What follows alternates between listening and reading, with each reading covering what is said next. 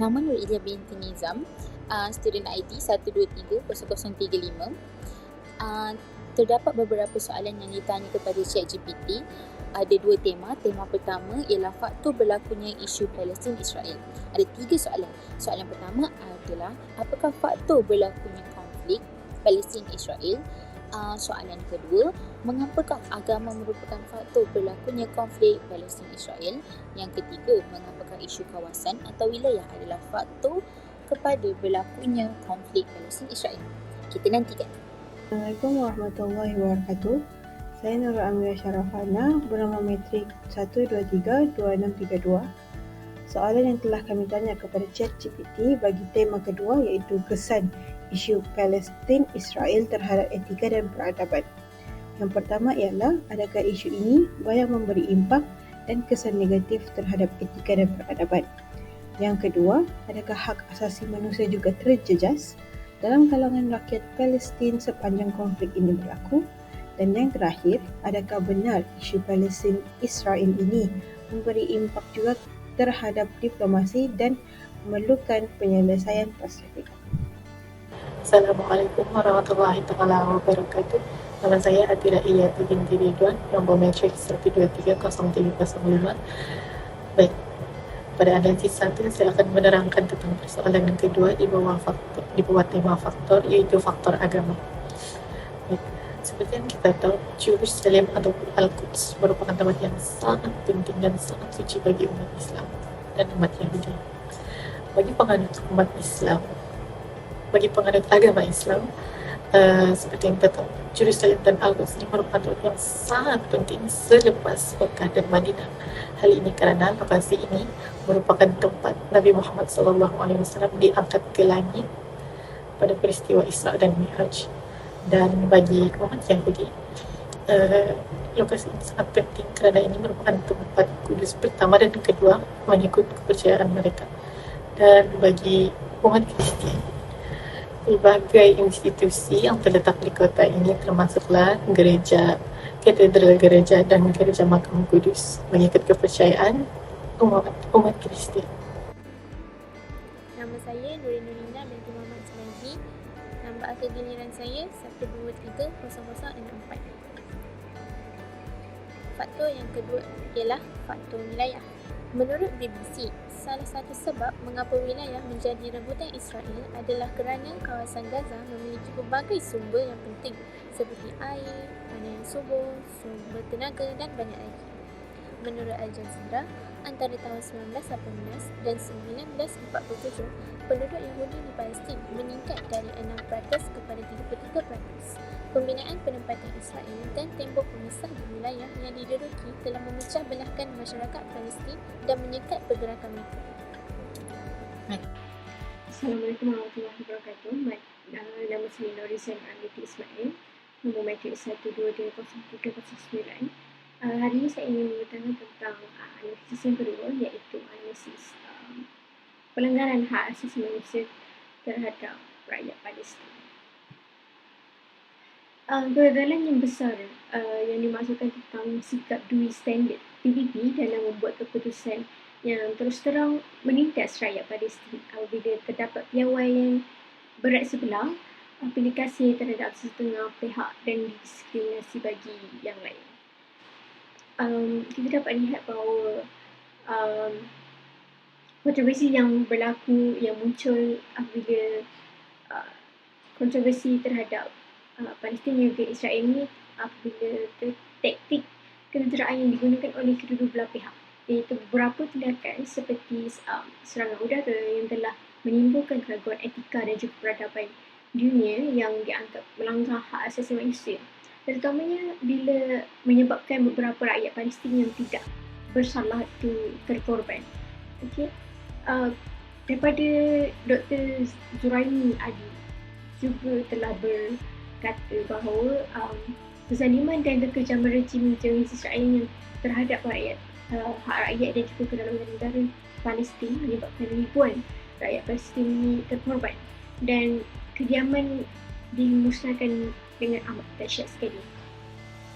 Tempat perlindungan dan rawatan seperti hospital dibom, manakala sumber tenaga elektrik juga dah turut dimusnahkan. Sebagai warga dunia prihatin, kita kena sedarlah bahawa konflik yang berlaku dan peperangan antara Palestin dan Israel adalah isu pelanggaran hak asasi manusia terhadap rakyat Palestin ini sendiri. Rakyat Palestin juga merupakan warga negara yang mempunyai hak asasi. Diorang juga berhak untuk mendapatkan kehidupan yang aman, keselamatan yang terjamin, bermartabat dan juga mendapatkan keadilan mereka sendiri.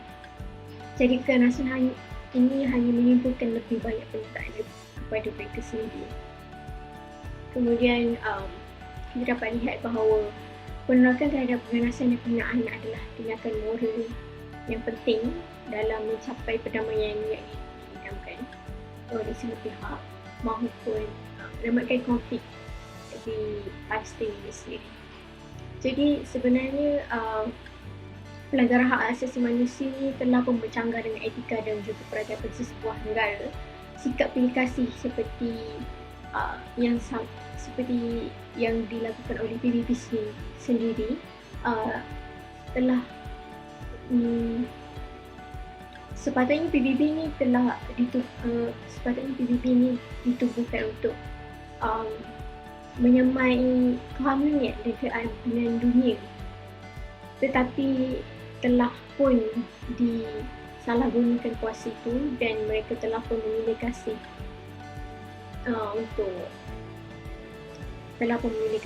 terhadap rakyat Palestin sendiri.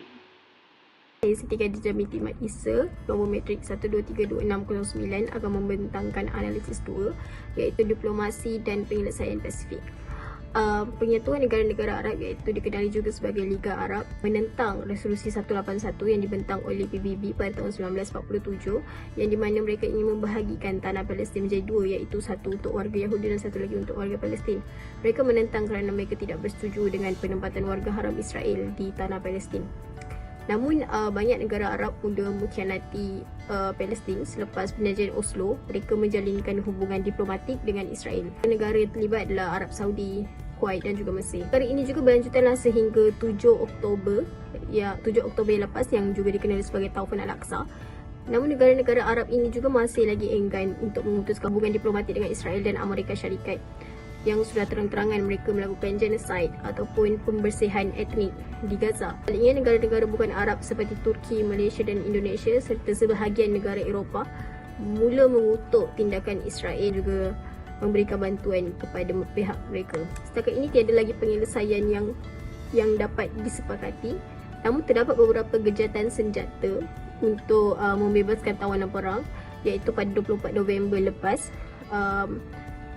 Namun selepas 4 hari, tentera Israel kembali menyerang Gaza sehinggalah ia berlanjutan sehingga ke hari ini. Ada juga penyelesaian pada tahun 2002, pada Mac 2002, iaitu Liga Arab menawarkan perdamaian dengan Israel, tetapi dengan syarat Israel perlu mengundurkan diri daripada tanah jajahan yang Israel tawan pada Perang Arab Israel pada tahun 1967. Namun pihak Yahudi enggan.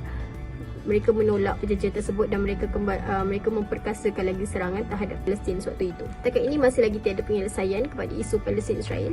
Namun pihak bertanggungjawab seperti PBB dan United Nations Security Council UNSC sedang berusaha untuk menamatkan konflik Palestin Israel demi mencapai keamanan dunia. Bismillahirrahmanirrahim. Assalamualaikum warahmatullahi wabarakatuh. Nama saya Umi Aisyah binti Muhammad Fauzan, nombor matrik 12303006. Seterusnya, moral dan pengajaran.